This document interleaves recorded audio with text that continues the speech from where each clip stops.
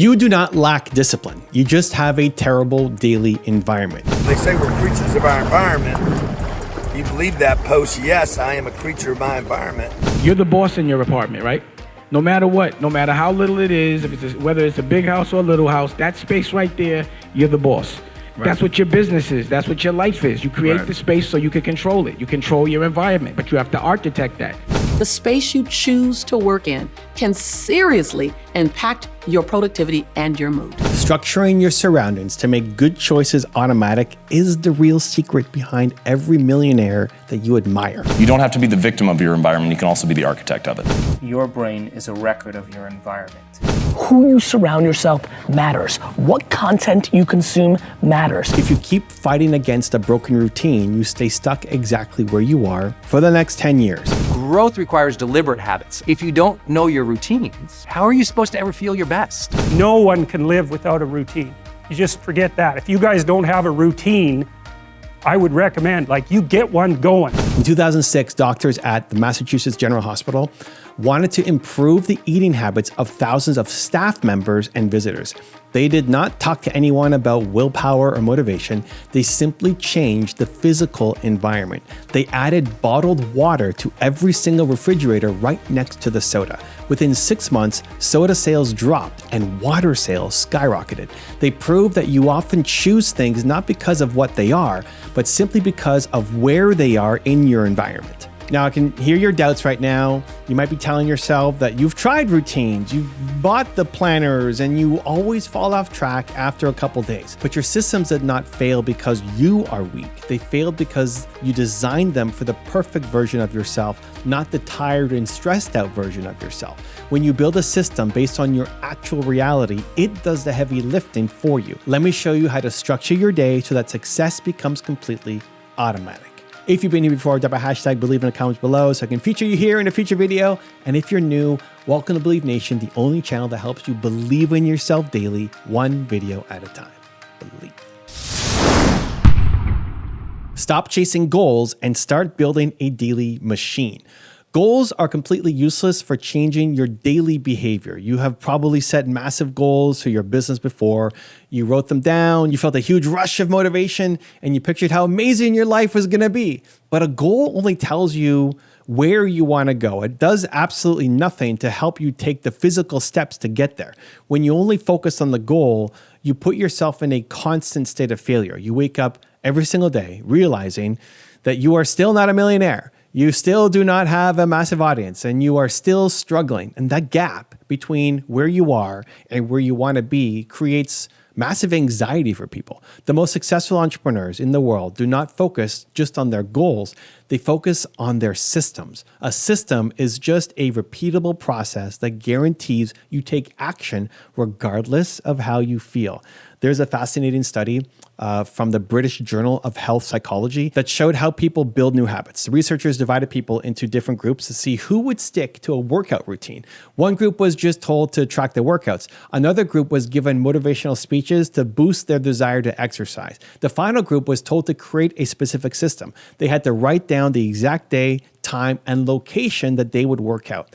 The results were pretty shocking. The motivation group only had a 35% success rate, but the group that built a simple system had a 91% success rate. You do not need more motivation to build your business. You just need to decide exactly when and where you are going to do the work. So when I started my YouTube channel, I didn't have a goal to reach 4 million subscribers. If I'd focused on that massive number, I would have quit in the first month. Instead, I built a system. My system was simply to create and upload a new video every single week at the beginning. Now we do every day. My first videos were terrible. I was awkward and shy and completely embarrassed to watch myself on camera. But my purpose comes from my pain. I struggled so much when I was starting my first software company. I wanted to quit. I felt totally isolated and alone, and I knew there were other entrepreneurs out there feeling the exact same pain. I wanted to help them. I wanted to help you. So I stuck to my system. I made 350 videos before I was finally not embarrassed by my own content. I made 700 videos before I actually inspired myself.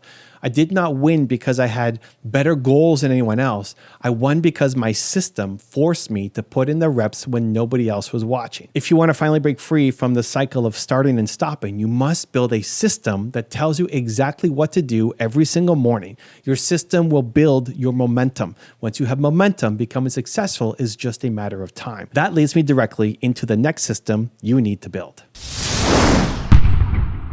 Design your environment for the lazy version of you. You always try to design your life for the perfect version of yourself. You assume you will wake up full of energy, ready to crush your tasks and completely immune to distractions. But that perfect version of you is not real. You need to design your systems for the tired, stressed, and lazy version of yourself. When you are exhausted, your brain will always choose the path of least resistance. If your guitar is in a closet, you will never practice. If your camera is packed away in a bag, you will never record a video. If you have to search for your client list, you will never make your sales call. You have to remove all the friction between you and the work. I want to share a powerful concept from an IT developer named Oswald Knuckles.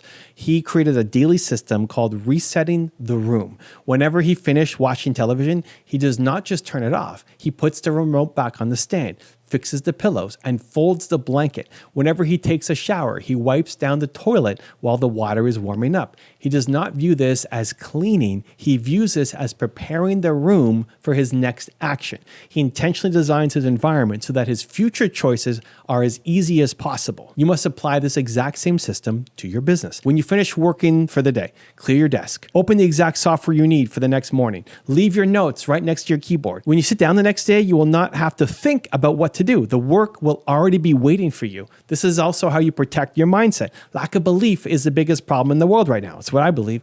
Your current environment is perfectly designed to keep you exactly where you are. If you want to change your life, you have to radically change what you feed into your mind. Set up your environment so that success and belief are impossible to ignore. So every single morning I have a system where the very first thing I do is play a video of someone who inspires me. I call it my believe walk. Get up, go outside for at least 15 minutes, put on something that inspires you. I listen to Steve Jobs or Elon Musk or Les Brown. I do not leave my inspiration up to chance. I manufacture my belief by designing an environment that forces me to think bigger. Also, if you want to take real action after this video, I made a free worksheet just for you. It covers the top lessons from today, gives you space to write your biggest takeaways, and helps you build a simple action plan. It's 100% free. Just click the link in the description below to go grab it. I'll see you there. Your environment will always beat your willpower in the long run. So fix your surroundings today, and your habits will automatically fix themselves tomorrow. But fixing your physical environment is only the first step. Now you have to clear out the mental clutter. The 10-minute mental cleanse system. You are probably carrying hundreds of uncompleted tasks in your head right now. You are thinking about the emails you need to send, the videos you need to film, the clients that you need to get on and call, the bills you need to pay. This creates a massive amount of mental static and stress. When your brain is overloaded with things that are not finished, you literally cannot focus on the task that's right in front of you. This is a psychological phenomenon called the Zeigarnik effect. In the 1920s, a psychologist named Bluma Zeigarnik noticed that waiters in a restaurant could remember complex, unpaid orders with perfect accuracy. But the exact moment the bill was paid, the waiters completely forgot the order. Your brain is programmed to constantly remind you of unfinished tasks until you either complete them or put them into a trusted system. To stop this mental drain, you need to build a mental cleanse system. Take 10 minutes every single evening to write down every single thought, idea, and obligation floating around in your head. Do not organize them yet. Just get them out of your brain and onto a piece of paper. This simple act tells your brain that the information is safe. Your brain will finally stop reminding you about these tasks and your anxiety will disappear. Once everything is written down, pick the one most important task that will actually move your business forward. Circle it. That becomes your only focus for the next morning. Everything else can wait. Now, you're probably an overthinker. You get these bold, powerful, and courageous ideas, but instead of acting on them, you sit and think. You analyze the risks, you worry about what people will say, and you let the idea die. You have to trust that great ideas flow through you for a reason. When you get a great idea, you must take one small physical step towards it within 5 minutes. Buy the domain name, record a rough voice memo, send an email to a potential partner. Lock the idea into reality before your mind can talk you out of it. When you stop storing your ideas in your head and start putting them into the physical world, your entire business will transform. But even the best productivity system will fail if you do not have the right foundation. This brings me to the most important system of all. Build a system that forces you to serve others. If your only goal is to make money, you will quit as soon as the process gets painful. Entrepreneurship is incredibly hard. You will face rejection, you will lose money, and you will have days where you want to shut everything down. In those dark moments, wanting a bigger bank account will not give you the strength to keep going. You are built to serve. You want to wake up every single day and feel like your life actually matters to somebody else. When you make your business about helping other people, you tap into this unlimited source of energy. Researchers at the Wharton School of Business conducted a fascinating study on university call center employees. These employees were tasked with calling alumni to ask for donations. The job was highly stressful and had a huge turnover rate. The researchers brought in a student who had received a scholarship funded by those exact donations. The student simply talked to the employees for 5 minutes about how their scholarship had changed his life. Over the next month, the employees who met the student increased their total revenue by 171%. They did not get better scripts. They did not get better training. They simply realized that their work was actually changing a human life. Money is incredibly important. You need money to hire a team, scale your impact, and take care of your family. Money can absolutely be in your top 5 priorities. I think it actually has to be. It just can't be number one. Your number one priority must be the mission. You must have a cause that you would fight for even if you were not getting paid. You need to systemize your service. Make it a mandatory part of your daily system to help one person with zero expectation of getting anything in return. Answer a question in a forum. Leave a detailed comment on a small creator's video, or send an encouraging message to a client or a friend. When you focus intensely on who you are serving, your fear of failure goes away. You stop worrying about looking perfect on camera because you realize the message is more important than your ego. Your business will explode the moment you realize that your true job is just to pull other people out of the same dark hole you used to be in. But even the best mindset will fail if you give up too early.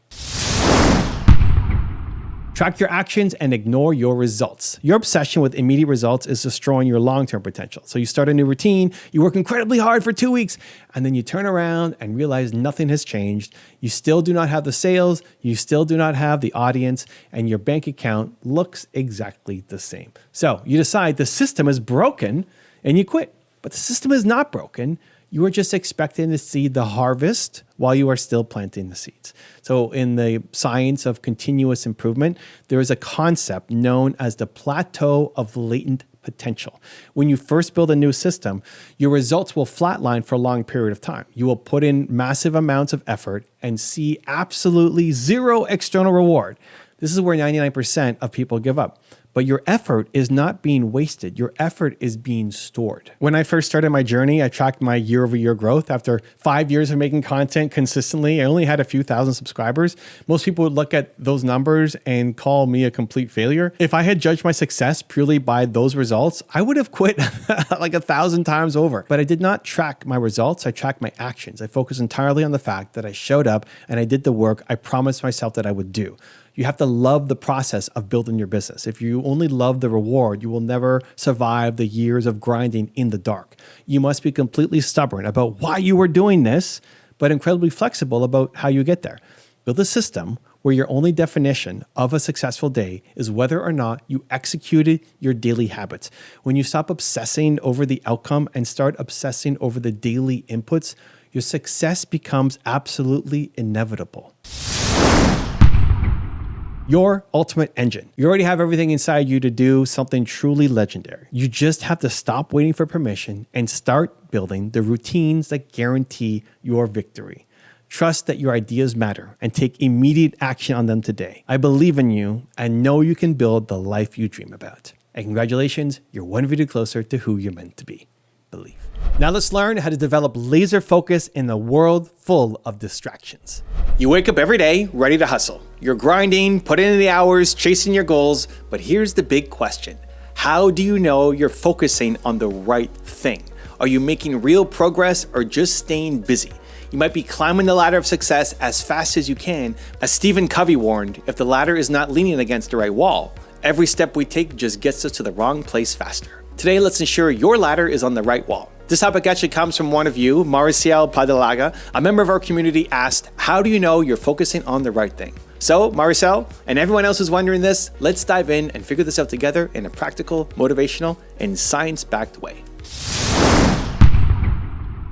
Busy versus productive. Are you doing what matters? First, let's distinguish between being busy from being productive. It's easy to fill your day with tasks and feel like you're working hard. Emails, meetings, errands, you can do a lot and still accomplish little that truly matters. Management guru Peter Drucker said it best, there is nothing so useless as doing efficiently what should not be done at all. In other words, being efficient on the wrong tasks is a waste. Focus is not about doing more things, it's about doing the right things. Think about it. Have you ever spent a whole day checking off a long to-do list, yet at night you wonder, did any of that really push me forward? Did it even matter? We've all been there. It's possible to be very busy without being effective. If you're climbing and grinding but not seeing results that matter, you might be focusing on the wrong thing. One sign is you feel overwhelmed and burned out, but not accomplished. According to a Harvard study, between 25 and 50% of people report feeling overwhelmed at work. You don't want to be incredibly busy, but incredibly ineffective. So ask yourself honestly, am I busy for the sake of being busy, or am I getting closer to my big goal? Here's a pro tip for you. Before you put something on your calendar or your to-do list, pause and ask yourself, if I do this task all day, will I be closer to my goal at the end of the day? If not, it might not be the right thing to focus on.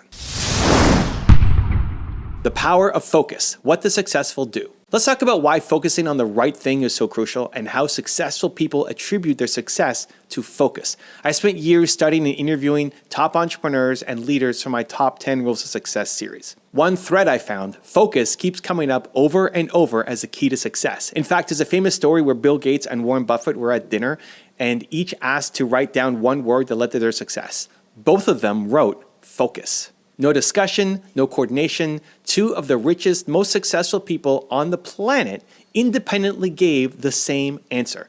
That's how important focus is. And they're not alone. Steve Jobs, the visionary co-founder of Apple, famously said, people think focus means saying yes to the thing you've got to focus on. But that's not what it means at all. It means saying no to the 100 other good ideas there are. Jobs was as proud of the things Apple didn't do as the things they did. Why? Because he knew that innovation and success meant picking the right thing and saying no to distractions. When everything is a priority, nothing is. The right focus often means courageously eliminating even good options that aren't the best for you. Warren Buffett has a great approach to this as well. He once advised his personal pilot, Mike Flint, to list his top 25 career goals. Then Buffett told him to circle the top 5 and avoid the other 20 at all costs. Those 20 good but not great goals are the shiny objects that tempt us and diffuse our focus.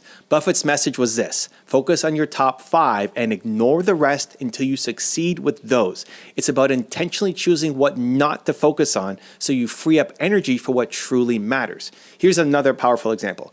Bruce Lee once said, I fear not the man who has practiced 10,000 kicks once, but I fear the man who has practiced one kick 10,000 times. Mastery comes from depth, not breadth. Whether you're learning a skill or building a business, focusing on one thing and doing it with intensity will beat scattering yourself across 10,000 different things. So the takeaway here is that the highest achievers credit focus as a major factor in their success. They pick the right thing, the project, the skill, the goal that will have the biggest impact, and then channel their efforts into it relentlessly. Now, how do you find your right thing?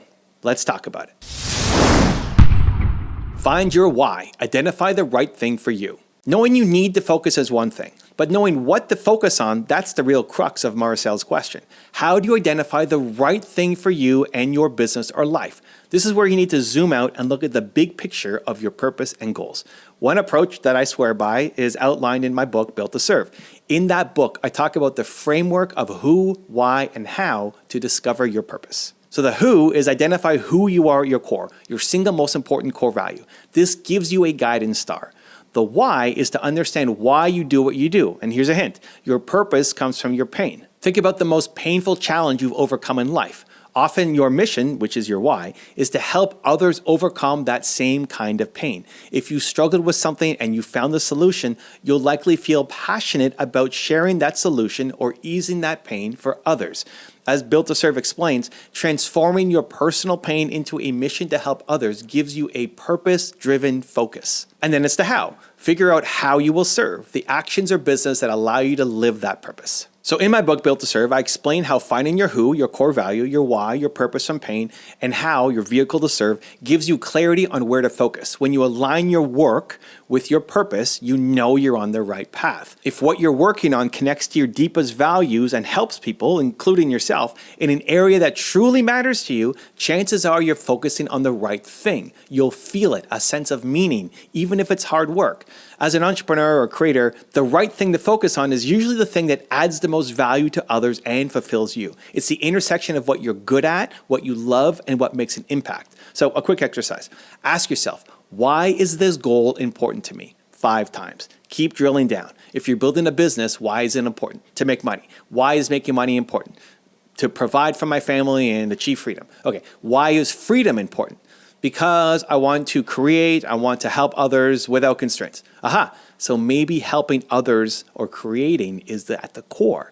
This method, similar to Toyota's 5 whys technique, can reveal if the thing you're doing is connected to a strong why. If after a few whys you land on a reason that deeply resonates, you've likely found a worthy focus. If you struggle to find a good why, that might be a red flag that the thing isn't truly aligned with what matters to you. Also, think about your core values. One strategy I've shared in the past is to distill your values down to one core word. For me, that word is belief. It reminds me to focus on projects that inspire belief in myself and others. For you, maybe that word is service or creativity or freedom or something else.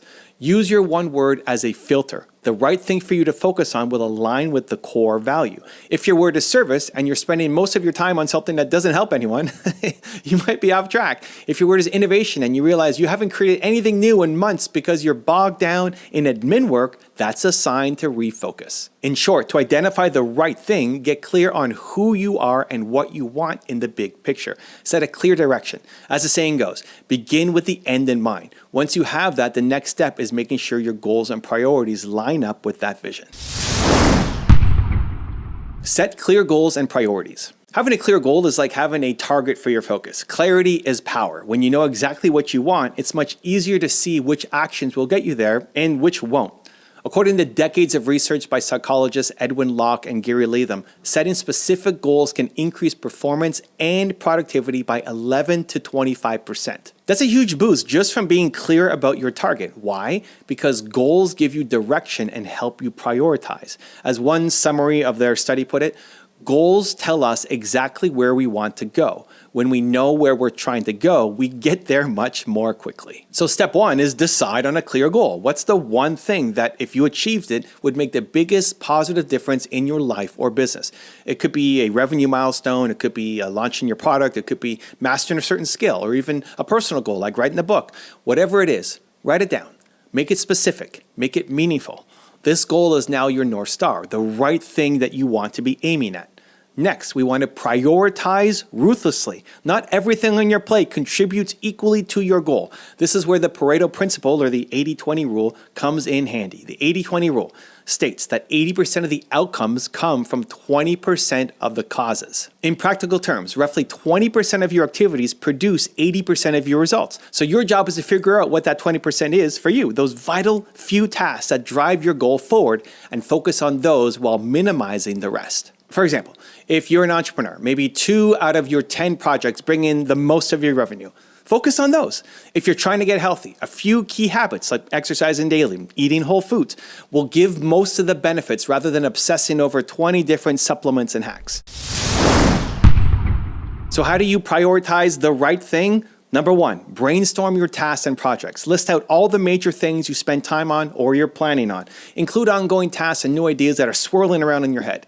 Number 2, link each task to your main goal or your purpose. So for each item, ask, does this significantly help me achieve my main goal or fulfill my key purpose? Be brutally honest. If the connection is weak, mark that task as lower priority. And number 3, apply the 80-20 rule. Identify which tasks create the most of your desired outcomes. Which tasks, when done well, drive the needle the furthest. Circle these. These are likely your right things. And then number 4, rank your priorities. Try Warren Buffett's approach. Pick your top 5 priorities that truly matter. Then commit to focus on those and avoid the others, no matter how tempting they are, until your top priorities are secure. It might hurt to put aside a cool project idea or say no to a decent opportunity, but remember Steve Jobs and say no to 100 other good ideas. Focus requires sacrifice. Number 5, schedule the important task. Take your number 1 priority task and block time for it first thing in the morning or as early as possible. This is sometimes called eating the frog, a concept from Brian Tracy, meaning you tackle your most important and usually toughest task first thing when you have the most energy.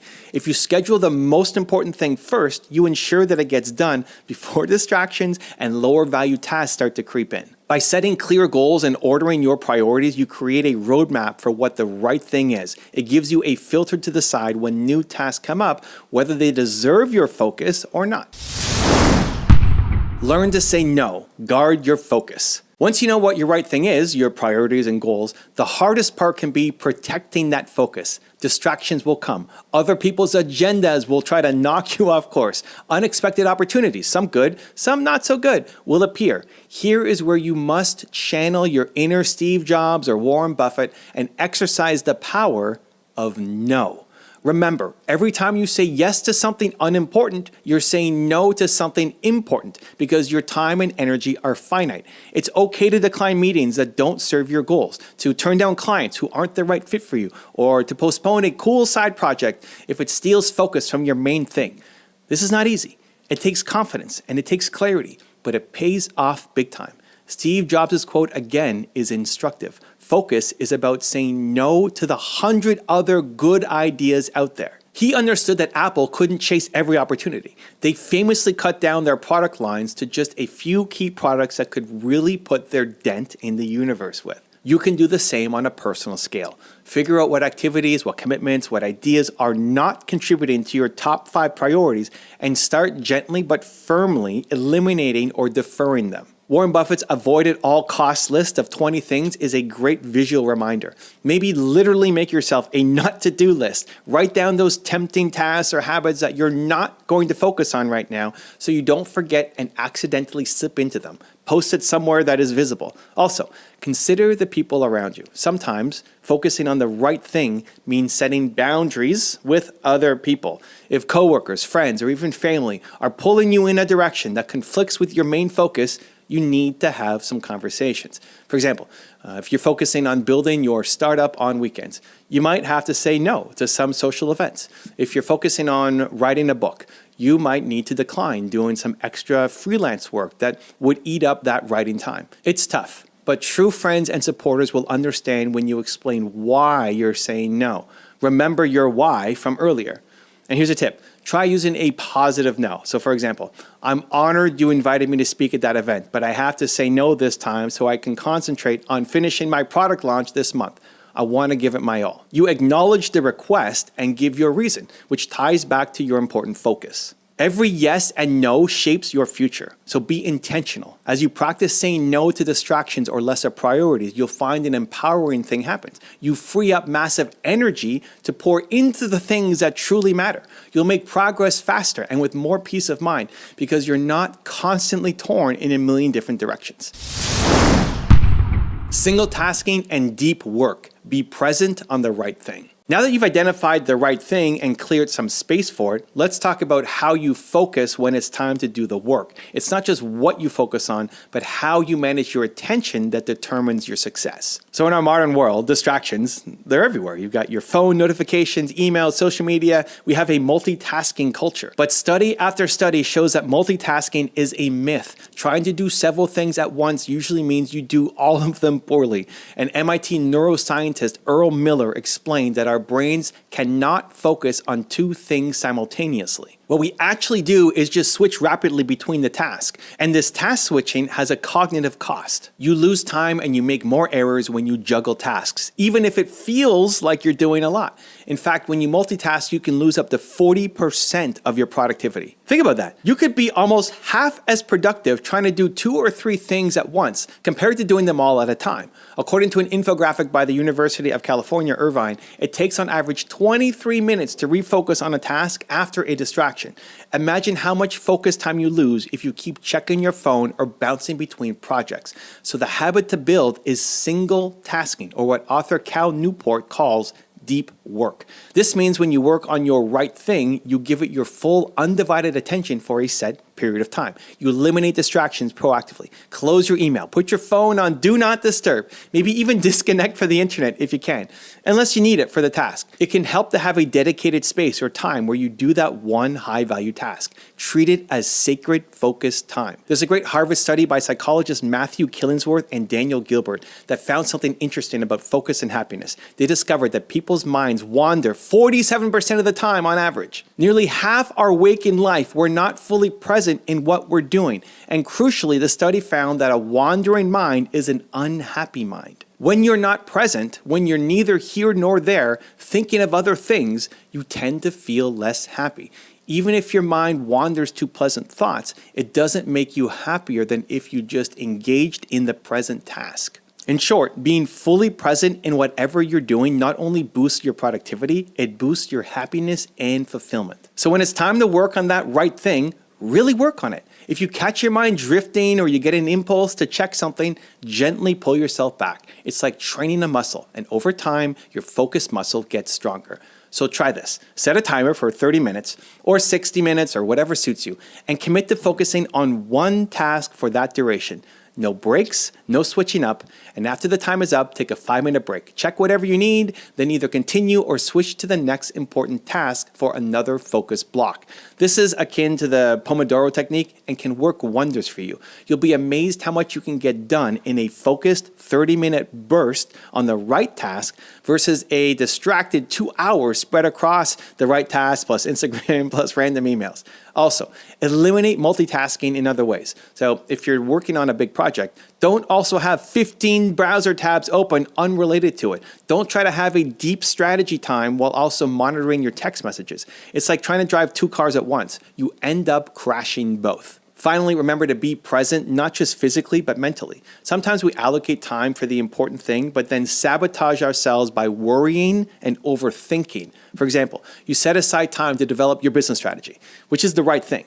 But the whole time your mind is anxiously thinking about an email you need to send or a minor issue.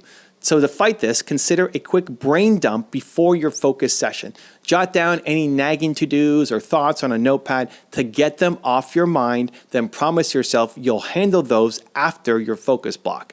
Clear mind, clear focus. Being present also applies to personal life and rest. If you're resting, really rest. Don't beat yourself up about work during downtime. And if you're with family, then be with them. This trains your brain to focus on one thing at a time, which will help you when you turn to your work focus as well. Action steps. Let's put it all together. We've covered a lot of ground here, from mindset to purpose to practical prioritization to focus techniques. Now let's consolidate this into a simple action plan that you can start today to make sure you're focusing on the right thing. Number 1, define your vision. Write down your main goal or purpose. Clarity is your starting point. What's the big win that you're after? Example, I want to grow my YouTube channels to 100,000 subscribers by the end of the year, empowering entrepreneurs. Or I want to launch my new app and get 10,000 users. Or I want to improve my health and run a marathon. Make sure it's something that excites you and aligns with your values. Number 2, identify the high impact activities. List all the activities that you do or plan to do related to that goal. Now circle the 20% that truly drive progress, the core value add work. Be honest with yourself here. If you're unsure, look at past data or ask mentors what really moves the needle. Double down on these core activities. Number 3, eliminate or delegate the rest. Look at the remaining 80% of activities. What can you stop doing, delegate to someone else, or do later? Free yourself from the busy work trap. For example, if you're spending hours designing your website, but your key skill is sales calls that bring in clients, consider hiring a part-time web designer. Saying no or delegating the lesser stuff is not a luxury, it's a necessity for greatness. Number 4, schedule your focus time. Take those high impact tasks and block time on your calendar specifically for them. Treat these like important appointments with yourself. If mornings are when you have the most energy, schedule your most important task first. Remember the eat the frog scenario from Brian Tracy?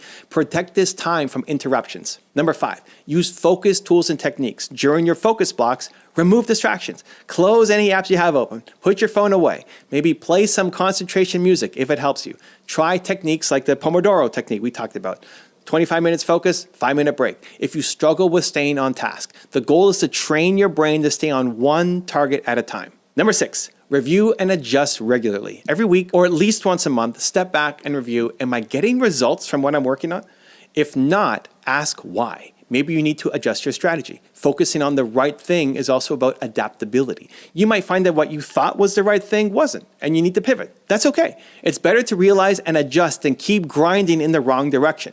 Use any feedback or data you get. So for example, if you spent a month focusing on a marketing channel and it's not yielding results, maybe the right thing to do is shift to a different marketing channel. Constant course correction is part of the journey. By following these steps, you create a cycle of continuous realignment with your right thing. It's like you're a ship at sea, you have a destination, you've mapped out the best route, and you steer the ship daily, and you course correct when the winds change. This way you know you're focusing on the right thing because you've thought it through and you're paying attention to the outcomes. Trust yourself and believe. At the end of the day, knowing if you're focusing on the right thing comes down to clarity and trust. Clarity in what you want and what matters, and trust in yourself that you've made the best choice you can. Once you've done the work to identify your top priority, commit to it fully. Don't second guess yourself every hour. That only drains your energy. Instead, give it your all. Measure your progress over weeks and months, not minutes. Believe that the course you've set is the right one, and it will reveal itself through results and fulfillment. Remember Marcel's question. She's looking for that confidence that she's not wasting time on the wrong thing. The fact that you're even asking that question means that you're conscientious and self-aware. That is a great sign. It means you care about your direction and you're not willing to live life on autopilot. Use that as motivation to be deliberate with your focus. Most people never even ask if they're on the right thing. They just drift, but not you. You're taking charge of your focus and thus your destiny. In Built to Serve, I wrote that humans are built to serve and make a difference. When you find the path where you can contribute the most and feel the most alive, you found the right thing. Pour your heart into it. Will it be hard? Yes. There will be boring days. There will be doubters. There'll be moments. You'll question yourself even. But when you are on the right thing, you'll also experience moments of flow, of deep satisfaction, of signs that you're making an impact. Cherish those and use them as the fuel to keep going. And if you do realize, hey, I've been climbing the wrong ladder, don't worry. It's never too late to reposition that ladder. Some of the most successful people change focus after years in one area. The key is they recognized it and they took action.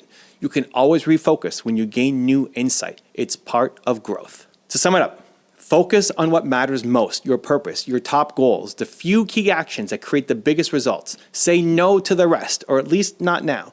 Work with intense focus in the moment, one thing at a time.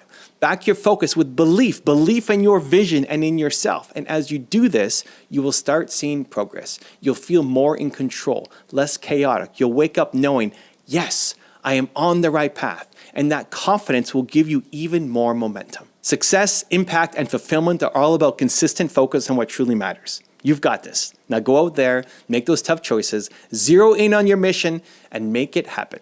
And whenever you feel in doubt, remember why you started and believe.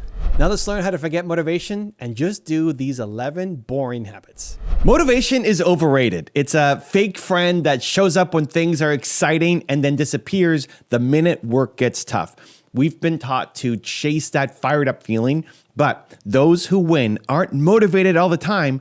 They're consistent. So if you keep waiting until you feel inspired, you will watch opportunities pass you by while someone else with half your talent, but twice your consistency blows past you. Think I'm wrong? Look at one of the most successful comedians ever, Jerry Seinfeld. When a young comic asked Seinfeld for his secret, Jerry didn't say get motivated. He said, write every day. Don't break the chain. He hung a huge calendar on his wall and put a red X on it for every day that he wrote jokes. After a few days, he had a chain, and his only job was to never break it. It didn't matter if the jokes were great or if he felt funny that day. It didn't matter if he was motivated or not. All that mattered was showing up and writing. That unsexy daily habit helped fuel years of consistent, high-level performance. Seinfeld's consistency beat motivation, and that's a big reason he became one of the greats. Now, you might say, sure, Evan, but I'm no Jerry Seinfeld. Fair. So let me share something personal from myself. I don't wake up motivated either. Not even close. People think I leap out of bed on fire. I don't. And that surprised me too at first. I mean, I love what I do. Why aren't I pumped every single morning? And eventually I realized that what matters is that I do something about it. So I engineered a morning habit to kick my butt into gear. So before I check email or Instagram or even think about the day, I feed my mind something inspiring. It might be a clip of Steve Jobs or Howard Schultz or Elon Musk as I go outside on what I call my believe walk. But every single day, I watch something that makes me believe. I've also unfollowed any accounts that make me feel negative. Why? Because I know motivation won't magically be there when I need it. I have to cultivate it with habits, with boring routines that guarantee I start my day feeling bold and confident. And you know what? It works. Even on the days when I wake up in a funk, those habits snap me out of it and get me moving. So maybe you're thinking, okay, but aren't entrepreneurs supposed to be free spirits? I became my own boss to avoid boring routines. I hear you. A lot of entrepreneurs, they like to rebel against structure. And the idea of doing the same thing every day sounds suffocating when you love and crave creativity and freedom.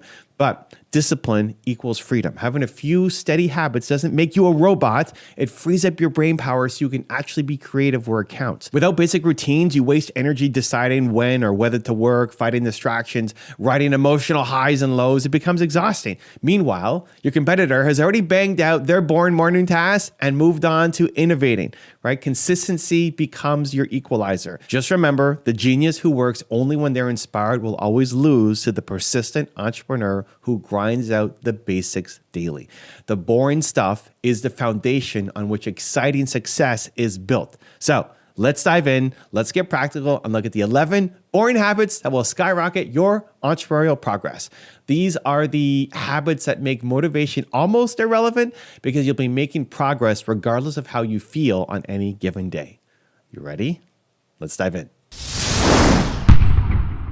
Number 1, show up every day. Consistency beats inspiration. Successful entrepreneurs have one thing in common. They show up, especially on days they don't want to. It sounds simple, but it's everything. Top performers in every field, athletics, CEOs, artists, are more consistent than their peers. They deliver day after day while everyone else battles procrastination and waits to feel ready. If you want results, make showing up a non-negotiable. Rain or shine, in the mood or not, you do something that moves your business forward daily. It could be as small as one sales call or one page of writing, but do it without fail. Consistency creates your momentum, and momentum beats motivation. Remember the Seinfeld story. He didn't wait on inspiration to strike. He built a habit so he couldn't flake out. And then with my own story, when I started on YouTube, I was nobody. Year 1, I had 25 subscribers. Year 5, 2,000 subscribers. 5 years on YouTube, and practically no one cared. I was putting up videos every week and still hearing crickets. Any motivated person would have quit.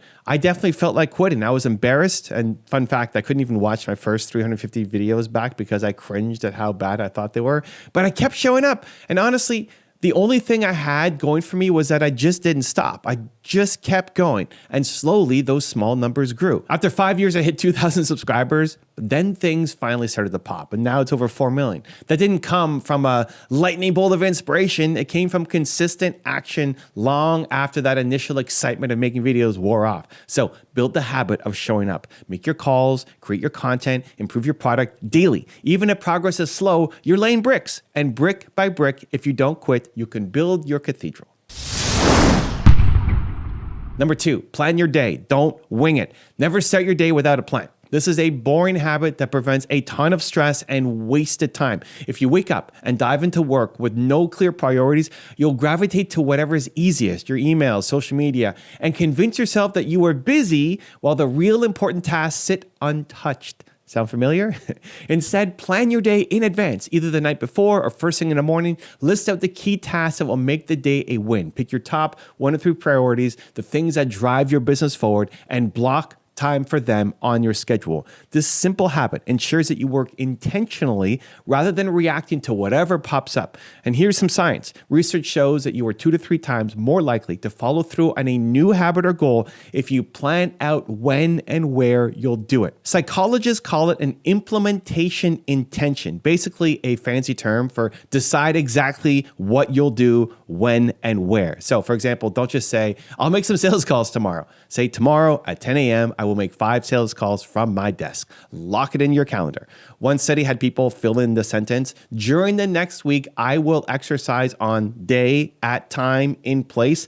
Those who did this were up to 3 times more likely to actually exercise. Planning works. I do this myself every day. I know exactly when I'm filming videos or when I'm mentoring my team because it's on my calendar. If it's scheduled, it happens. If you leave it to when I feel like it, it won't. So make planning a habit every day. Know your priorities and your time slots in advance. The ROI on this 10-minute habit is huge. You'll get the important stuff done whether or not you're in the mood because you've made a commitment to yourself on paper. Number 3, win your morning. No snooze button. How you start your morning sets the tone for the entire day. Hit the snooze 5 times and scroll aimlessly. You're telling yourself it's okay to procrastinate and coast. I like to say the first thing you do each day is tell yourself it's okay not to hit your goals. If you smack that snooze button, think about it. You set a goal, your alarm. And the very first action of the day is breaking that promise. That chips away at your confidence. So here's the habit. No more snooze. When the alarm goes off, get up. Even if it sucks, especially if it sucks, because starting with a small win, getting up on time, creates a domino effect of wins. Now, once you're up, do something positive and proactive with the first 15 to 30 minutes of your day. This is your win the morning routine. It doesn't need to be a 2-hour elaborate ritual with green smoothies and sunrise, unless you want that. It could be as simple as making your bed or doing 10 push-ups or going on a believe walk like I do. Something to build a quick sense of accomplishment. Admiral McRaven famously said, if you make your bed, you've accomplished the first task of the day and the rest comes easier.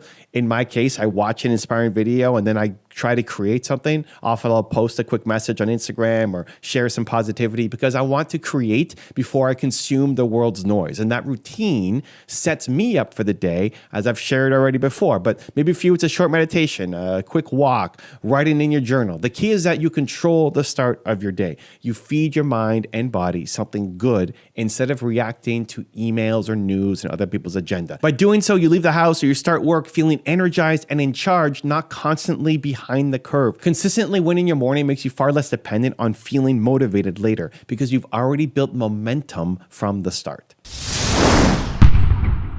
Number 4, eat the frog first. Tackle the hardest task. Every day, do the hardest, most important thing first. Right after your morning routine, dive into the task you're most likely to procrastinate on. Maybe it's making that sales call to a client who might say no. Maybe it's working on your business plan or coding a complex feature or writing a chapter of your book, making your next video. This is known as eating the frog, a term from Mark Twain that was popularized in business by Brian Tracy, friend of the channel. The idea is simple. If you have to eat a live frog every day, wouldn't you rather just get it over with? If you eat that frog first thing in the morning, you can go through the rest of your day knowing the worst is behind you. Why is this habit so powerful? Well, for one, your willpower and decision-making energy are highest in the morning. So as the day goes on, your mental resources drain and tasks feel harder. We've all felt that 4 p.m. brain fog, right? So by tackling the tough stuff first, you leverage your freshest energy on what matters most. Also, when you finish a tough task, you get a rush of accomplishment that makes you feel like a winner. It boosts your mood and confidence for everything else. On the other hand, if you avoid the hard thing and you middle around on the easy, trivial task, you'll carry this weight of I still haven't done X all day long, and that creates stress and guilt, which kills your motivation. I'm not gonna lie, eating the frog is never fun in a moment. Picking up the phone to call that angry customer or sitting down to crunch last quarter's financials is not thrilling for most people, but this habit builds your discipline muscle like crazy, and once the frog is done, you feel lighter and free. The rest of the day is gravy by comparison. So personally, I try to film my hardest videos or handle my most critical messages early when I'm fresh. If there's a tough conversation I need to have with a team member, I schedule it first thing. By doing the hardest thing first, you prove to yourself that you run the day doesn't run you. So do this consistently and you'll notice something. You'll stop dreading difficult tasks so much because you've conditioned yourself to attack them. And that's progress you simply can't achieve if you only work when a surge of motivation conveniently makes it feel easy for you. So tomorrow morning, identify your frog and eat it for breakfast. Number 5, move your body daily. Exercise for energy. This one might sound unrelated to business, but trust me, daily exercise is the entrepreneur's secret weapon. Building a company is not just a mental game, it's a physical endurance game too. You need energy and stamina and stress resilience, and nothing gives you that like moving your body. I don't care if it's a 20-minute walk, a gym workout, yoga, jumping on a mini trampoline in your office. Yes, I do this. I try not to jump too much while I'm making videos. The habit of getting your body active each day will boost your productivity and mood more than a cup of coffee. And you don't have to take my word for it. Take billionaire entrepreneur Richard Branson. When asked how to be more productive, Branson's answer was this: work out. He swears that exercising daily gives him 4 extra hours of productivity every day. 4 hours. Think about how huge that is over time. And Branson's not alone here. CEOs like Tim Cook, Mark Cuban, Oprah, many of the busiest, most successful people in the world make time to exercise every single day. It's not because they're fitness buffs by nature. It's because they know it sharpens their performance. And science backs this up too. Exercise improves focus for 2 to 3 hours post-workout, releases endorphins that crushes stress, and even grows new brain cells for improved memory and learning. A healthy body makes a more effective entrepreneur. So here's how you can implement it as a habit. Schedule it. Treat your exercise like an important meeting with yourself that you cannot cancel. Even if it's just a quick walk around the block at lunch or 10 minutes of stretching between Zoom calls, put it on the calendar. I like to keep things simple. So I have a 5 p.m. workout routine, and I'm also on a trampoline all day long. So when I'm feeling low energy or between tasks, I'll just jump out on the trampoline for a few minutes. I literally bounce on this trampoline 20,000+ times a day while I'm working. Crazy? Maybe, but it keeps my energy high, my blood flowing. The point is movement needs to become a non-negotiable. Some days you won't feel like it, you do it anyway. Those are the days you need it the most. Even a slow, boring workout counts. Consistency is what counts. Over time, you'll notice you're more alert, you're less stressed, and more motivated naturally because your body and your mind are firing on all cylinders. So get moving daily. Your business will thank you for it. Number 6, curate your input. Feed your mind, not your doubts. Entrepreneurship is hard enough. Don't make it harder by flooding your brain with garbage or negativity. Curate what you allow into your mind each day. This is a habit most people ignore. They passively scroll whatever the algorithm throws at them, watch news that freaks them out, and hang around negative people. And then they wonder why they feel discouraged or distracted, right? As an entrepreneur, you need to protect your mindset fiercely. That means deliberately choosing inspirational, educational, or uplifting inputs and cutting out the rest. I talked earlier about how I watch an inspiring video every morning to kickstart my belief on my belief walk outside.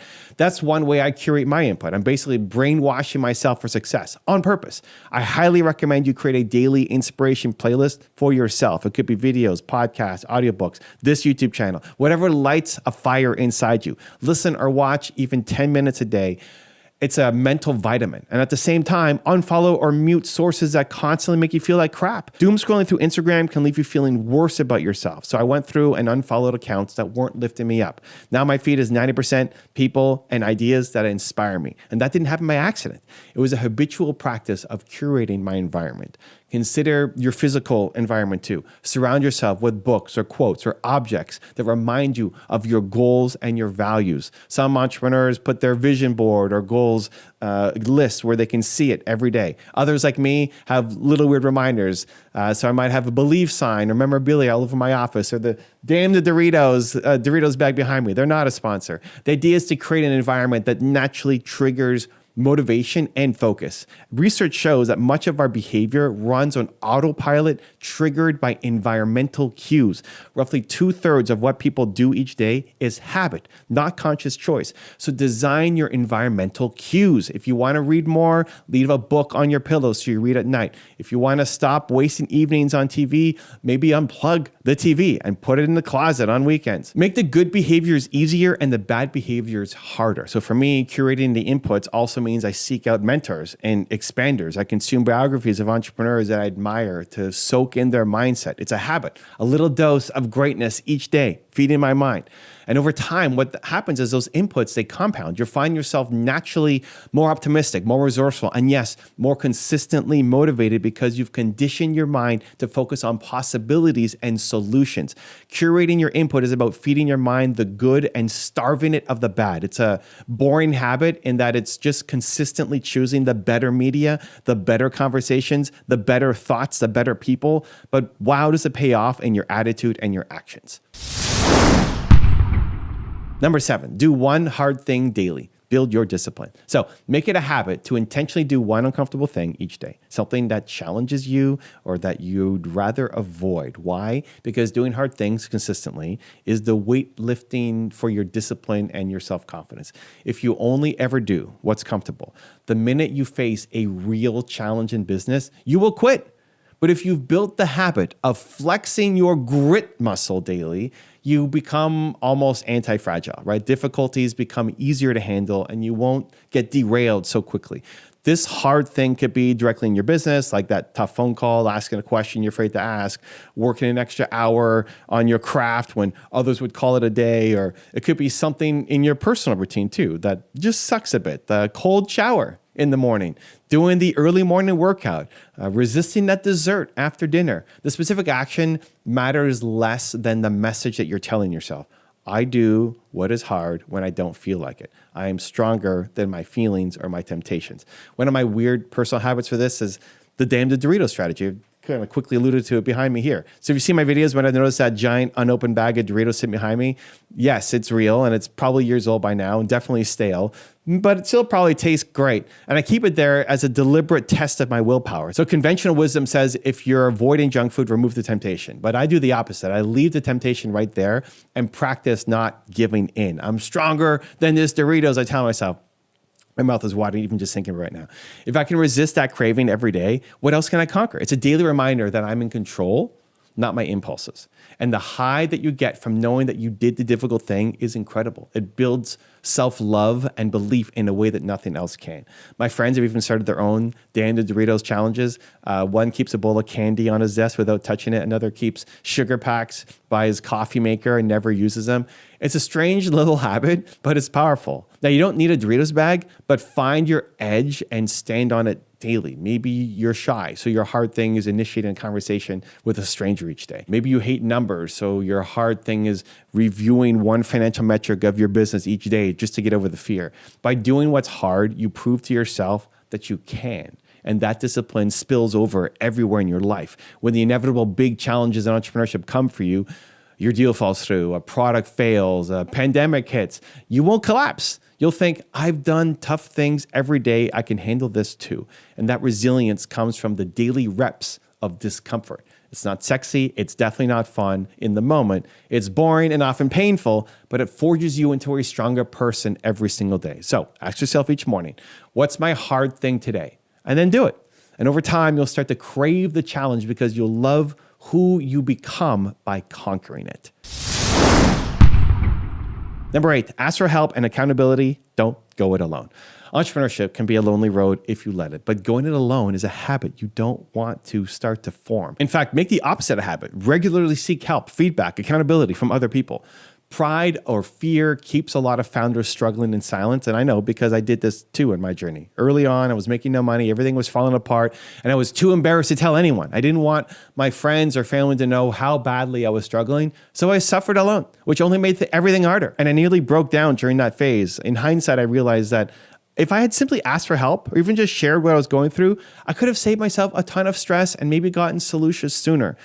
The lesson for me and for you, don't build your dream in isolation. Make it a habit to reach out. This could mean having a weekly check-in with a fellow entrepreneur to swap challenges and try to hold each other accountable. It could mean asking a mentor or advisor for feedback on your plan. It could even mean openly sharing your goals with your team or your spouse or online so that you feel accountable to follow through on what you said you're going to do. When you voice your struggles or your plans, you create external pressure, the good kind, to take action, and you gain perspectives you wouldn't have on your own. And studies have shown that having an accountability accountability partner can dramatically increase your odds of hitting a goal.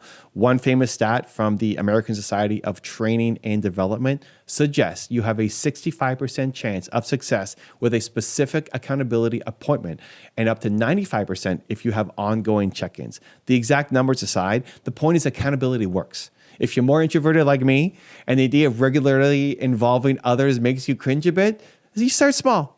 Maybe send a Monday email to your mentor outlining your focus for the week and a Friday email updating them on the progress. Or even join an online community like we've got here in Believe Nation and put some comments below. You can share your wins and your losses. The habit isn't about huge networking. It's about not letting your pride or your fear keep you stuck. When I finally opened up about my struggles, I discovered something pretty amazing.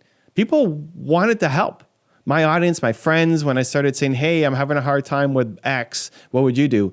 Tons of advice and support started pouring in. And just knowing I wasn't alone made me push through instead of quit. So I try to remind others too, don't do it alone because you'll probably fail. You'll quit along the way because it's so devastatingly lonely. And that's from my own experience. So break the habit of lone wolfing it and build the habit of asking for help. Being accountable to someone, even in small ways, keeps you consistent when your motivation falls because you know someone cares if you show up or not. And sometimes that makes all the difference.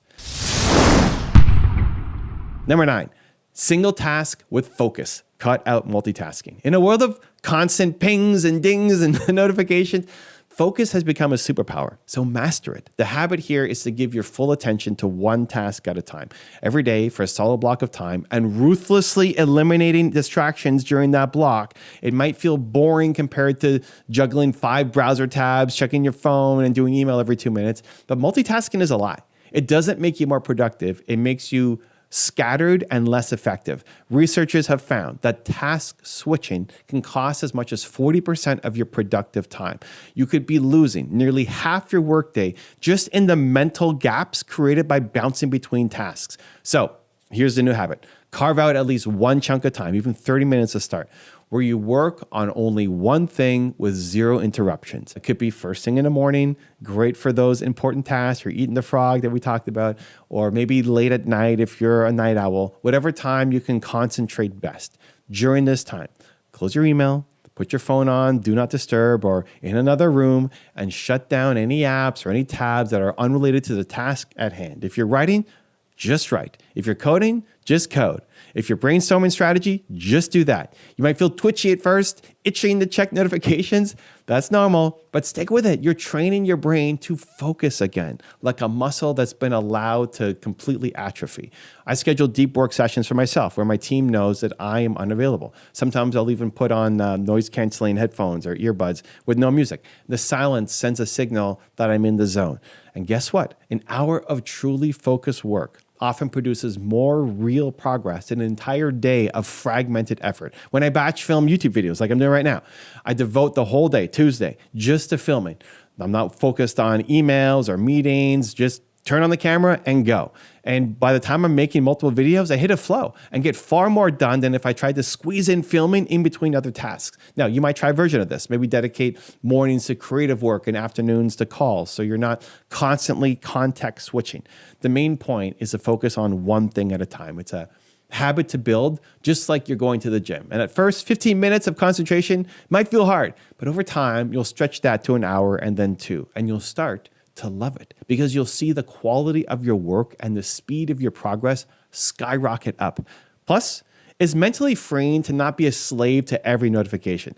You'll realize most urgent things can actually wait. By eliminating the noise for a while each day, you get the truly important work done. No motivation needed, just pure habit and structure carrying you through. Remember, multitasking is the enemy of excellence. Commit to your focus habit and watch your productivity soar. Number 10, prioritize sleep and recovery. Recharge yourself. Hustle culture might glamorize the all-nighters and the 4 a.m. wake-up grind, but let me tell you this, chronic sleep deprivation is a silent killer of success. One of the most boring habits you can adopt, yet one of the highest ROI is getting enough quality sleep and rest. It's not flashy, it feels lazy, but it's anything but. It's strategic. Your body and your brain are the engine of your business, right? If you don't maintain that engine, it'll break down. The science says without adequate sleep, your brain literally struggles to function. Neurons can't fire optimally, your cognitive performance tanks, and your mood and decision-making go downhill. You ever notice how problems seem 10 times more overwhelming when you're exhausted? Or how you make silly mistakes or snap at people when you're running on 4 hours of sleep?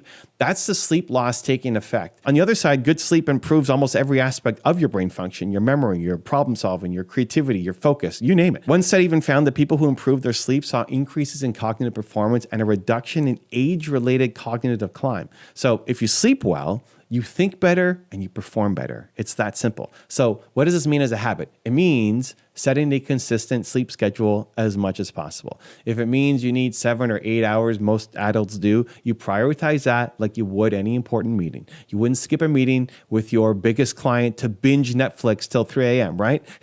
So treat bedtime with that same respect. Maybe it means shutting down screens an hour before bed or doing a wind down routine like reading or stretching so you actually fall asleep on time. This might feel dull. Going to bed at a decent hour is not a sexy life hack, but it will supercharge the hours when you are awake. Even Jeff Bezos, who runs one of the world's biggest companies, Amazon, says he insists on getting 8 hours of sleep because it gives him better energy and clearer thinking for high quality decisions. He's not stupid. He knows a tired brain running Amazon is bad for business. So I had to learn this myself. I'm honestly still working on it. There are periods I tried to get by in 4 to 5 hours, grinding early and late. I tell myself I was working harder than everyone else. But I hit diminishing returns pretty quickly. My creativity dried up. I became irritable. And ironically, I had to redo work because of mistakes. So now I try to guard my sleep. And I also take breaks and days off to recharge. Another thing hustlers often neglect. You are not a machine. Even machines need maintenance. So schedule that day off, that time off, unplug for an afternoon, take a walk outside, get out in nature more to reset your mind. These rest habits keep you consistent longer term. Burnout is the enemy of consistency. If you burn out, you'll be forced to stop. And there goes all that momentum that you have been building up. So the boring habit here is take care of your biological needs. Get sleep, stay hydrated, give yourself downtime. It's not laziness, it's how the actual elite performers sustain their success. Think of it this way. Every night you get quality sleep, you're earning back tomorrow's motivation and willpower in spades. So if you want to be a machine in your work hours, respect the human need to recharge. Long term, this habit separates the entrepreneurs who flame out after a sprint from those who actually endure for the marathon. And number 11, celebrate small wins daily. This is your fuel for your momentum. So let's talk about the habit that keeps your inner fire burning, celebrating your small wins. Entrepreneurs, we're ambitious people. We're always looking at the next goal, the next mountain to climb, and that drive is great. But the downside is we often beat ourselves up for not being where we want to be while completely ignoring the progress that we actually are making. So this can be demotivating and unsustainable. So to stay consistent without relying on big spikes of motivation, you need to cultivate a sense of progress and gratitude every day, even for the little wins and the little steps. And psychology proves this out. Harvard researchers Teresa Amabile and Stephen Kramer found that the number one driver of positive emotions and motivation during the workday was making progress in meaningful work, even if the progress was small. In their study of thousands of daily diary entries, they discovered that those little wins, fixing a small bug in code, closing a minor sale, getting a positive comment from a customer, kept people incredibly joyful and motivated. The best way to keep an employee engaged day after day wasn't massive bonuses or huge achievements. It was facilitating daily progress. The same applies when you're your own boss. If all you focus on is the gap between where you are and where you want to be, then you'll feel constantly behind and discouraged. But if you make it a habit to acknowledge what went right each day, you'll generate a steady flow of motivation from within. So, how do you celebrate small wins as a habit? One simple way is to keep a daily progress journal. At the end of each day, you can write down 2 to 3 things that you've accomplished or wins from that day. They can be tiny. You published your blog post, you made a video that you were procrastinating on, you got a kind email from a customer, you figured out how to fix a problem in your app. By writing it down, you're telling your brain, this mattered. Good job. Another method, I love doing this with my wife, is you share your wins. So you share your wins with your friend, the spouse, your team. For example, the win of the week or shout outs on Fridays. Every day I try to make a video for my team too inside of our Slack where I'm sharing a win, something that I want to recognize somebody on the team for doing because they did a great job. Because everybody including me, we love shares. It just makes you feel better. And culturally, it reinforces progress. So if you're a solo entrepreneur, you could share your daily win or tell your accountability buddy. It might feel awkward at first, but it builds positive momentum. So during the years when my YouTube audience was really tiny, I survived by celebrating small wins. I remember getting 50 views on a video and I was so happy. It sounds crazy, right? I reframed it. 50 people watched my advice today. Imagine a room of 50 people listening to me speak. Wow. And that little mindset trick kept me pumped. It made me realize that no matter how small, I was making an impact. And that feeling motivated me to do the next video and the next one. If I had said, oh, only 50 people, this sucks, I would have quit and never reached the 5,000 or 50,000 or 5 million views later. By celebrating the little micro wins, I kept myself in the game. So you could do the same thing for yourself. Every day, take a moment, acknowledge something that you did well, you made some progress on, even on the tough days, especially on the tough days. Find one thing. Maybe it's, hey, I got out of bed and I sent 3 emails even though I was depressed. Awesome. Maybe it's sales are down, but I learned a lot from those customer complaints today, right? There's always something. This habit, it keeps your mindset positive and forward looking. It gives you a hit of dopamine and pride that reinforces your other habits. So instead of waiting for the big win a year from now to finally feel good, you're creating little wins today. And success is really just the accumulation of lots of small wins. So celebrate them. This isn't about giving yourself a trophy for nothing. You're putting in work and you deserve to recognize it. So by doing this, you stay motivated internally. You'll end each day thinking, okay, I'm closer than I was yesterday. Let's go again tomorrow. And that, my friend, is a recipe for unstoppable momentum. So look at you. You made it here.